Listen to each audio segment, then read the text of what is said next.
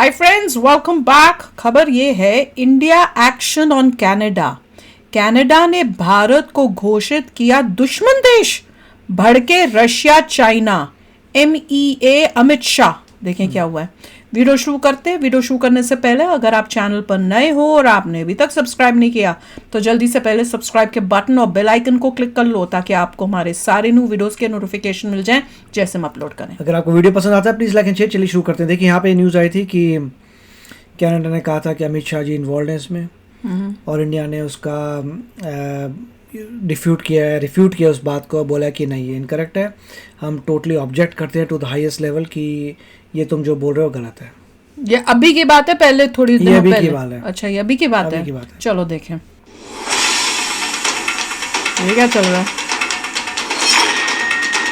Justin Trudeau की बचकानी हरकतों को देख आज पूरी दुनिया कनाडा पर हंस रही है, मगर जस्टिन ट्रूडो ने अब ऐसी बेवकूफी कर दी है जिसकी उम्मीद किसी समझदार नेता से बिल्कुल नहीं की जा सकती। कनाडा का प्रधानमंत्री रहते हुए जस्टिन ट्रूडो ने एक ही समय पर भारत, रूस और चीन तीनों से पंगा ले लिया है।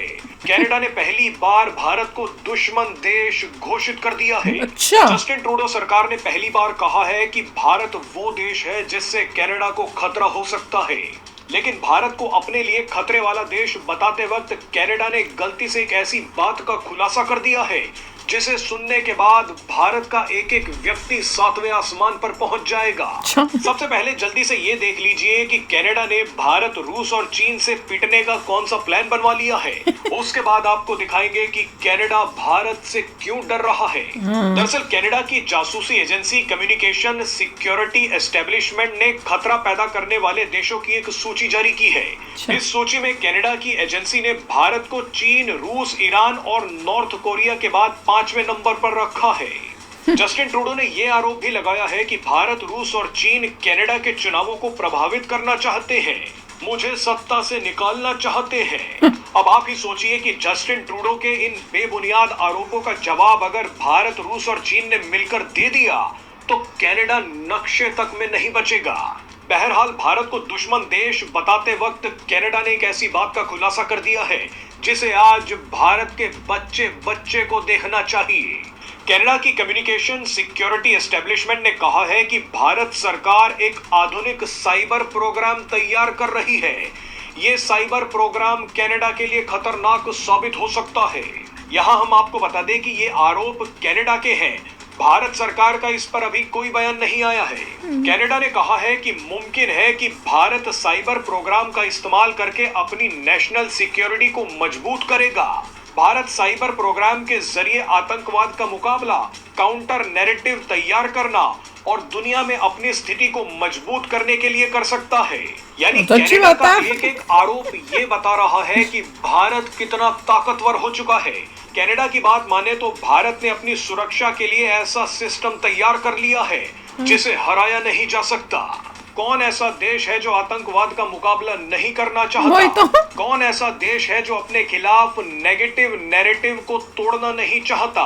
हर देश चाहता है कि उसकी स्थिति दुनिया में मजबूत हो, लेकिन इसके बावजूद कनाडा को भारत से डर लग रहा है। इसका मतलब गड़बड़ कनाडा में ही है। कनाडा को डर इसलिए लग रहा है क्योंकि भारत ने दुनिया को ये बताना शुरू कर दिया है कि कनाडा आतंकियों, माफियाओं और खालिस्तानियों का अड्डा बन चुका है। भाई मेरे तो समझ से परे है ये बात कि ये ट्रूडो करना क्या चाहता है।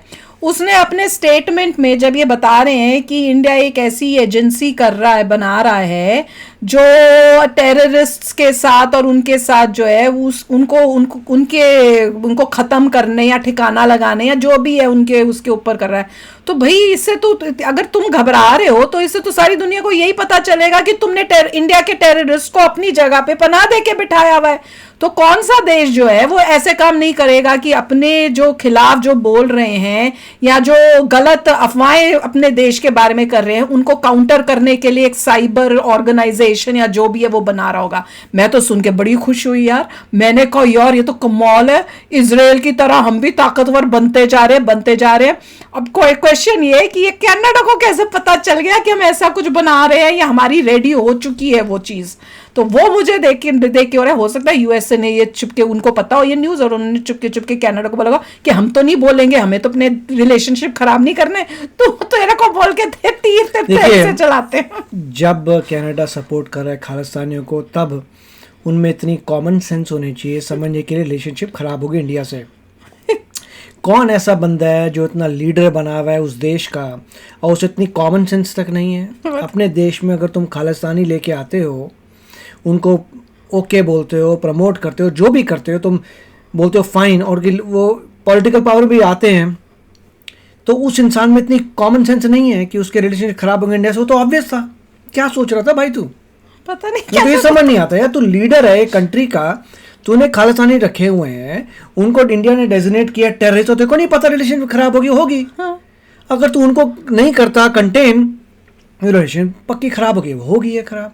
अब दूसरा बंदा आएगा, होप उसमें कॉमन सेंस हो, वो यार अगर तुम्हें रिलेशनशिप करनी है तो तुम खालिस्तानी को हटाओ। मैं कहीं पढ़ रही थी कि जो दूसरा बंदा भी है वो भी अब पलटी खा रहा है। वो भी पहले वो हिंदूज और उनके साथ मिलके उनकी ऑर्गेनाइजेशंस में या उनके साथ करता था, पर अब वो भी खालिस्तानियों का उसको भी सपोर्ट चाहिए उसी मेरे ख्याल से, तो वो भी अब पलटी खा के वो भी कुछ उस टाइप की स्टेटमेंट्स ऐसे लग रहा है दे रहा है। को मेहनत करके जल्दी इंडिया बन जाएगा 3rd लार्जेस्ट इकोनॉमी, फिर डुबाओ। तो डर तो रही है ना, देख लो। मेरे तो ये समझ नहीं आता, इतने हेड में बैठे हो, तुम्हें कॉमन सेंस नहीं थे? है उनको कॉमन सेंस? वो जानबूझ के अपनी कंट्री को डुबा रहे हैं अपनी ईगो के लिए, तो सो बी इट। ये लोगों को देखना है कि वो लीडर लेके आए जो कंट्री के बारे में सोचे, रादर देन हिमसेल्फ। ये लीडर वही लालची टाइप के लीडर्स हैं, देश के लिए करना कुछ नहीं चाहते हैं, और ये कनाडा को डुबाएंगे। और मुझे तो ये नहीं समझ में आ रहा कि भैया तू ये सब बोल के अचीव क्या करेगा? तूने इंडिया को अपना दुश्मन देश, मतलब उसने रशिया को भी किया हुआ है, चाइना को भी किया हुआ है, नॉर्थ कोरिया था शायद दूसरा तीसरा, उसके बाद इंडिया को भी कर दिया। तो तुम्हारे लिए ये दुश्मन देश हो गए हैं, तो फिर तुम क्या एक्सपेक्ट कर रहे हो? तुमने खुद ही कहते ना सरेआम पंगा ले लिया। पूरे वेस्टर्न वर्ल्ड के लिए ऑलरेडी रशिया और चाइना तो ऑलरेडी उस लिस्ट में है। अब क्वेश्चन ये आता है, हैरानी की बात है, कनाडा इतना कह सकते हैं नाइव है कि उसने इंडिया को भी ऐड कर दिया है। किस बेसिस पे? अपनी ईगो के लिए। अब उनके लोगों हैव टू, कनाडा के लोगों को ध्यान से सोच समझ के वोट करना है।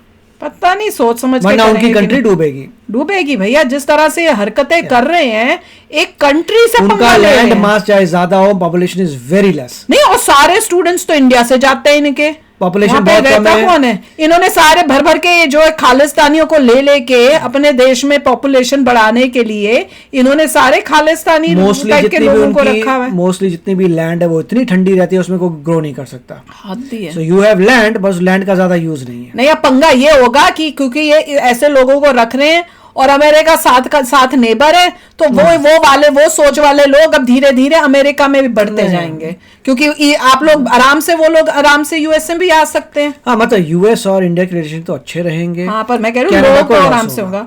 अगर वो लोग वहां से फिर कनाडा से यूएसए आने लग गए तो फिर हमारे लिए भी प्रॉब्लम हो जाएगी, इस देश के लिए भी। कमाल है यार, ये बंदा कर क्या रहा है? I have no idea.